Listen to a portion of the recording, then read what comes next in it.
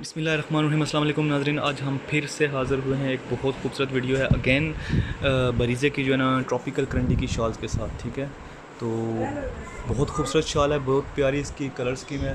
और चेक करें, ये इसकी मैं एम्ब्रॉयडरी आपको क्लोज़ करके दिखा रहा हूँ। गोल्डन रस्ट और रेड कलर की इसके ऊपर एम्ब्रॉयडरी वर्क है। बॉर्डर्स में इसके दिखाता हूँ आपको, चेक करें इसके कितना ज़बरदस्त बॉर्डर्स बने हुए हैं साइड्स के ऊपर। बहुत खूबसूरत फिनिशिंग, बहुत कमाल की हुई है और बहुत प्यारी शॉल है। ये भी बरीज़े की करंडी शॉल है और इसकी हैवी एम्ब्रॉयडरी है।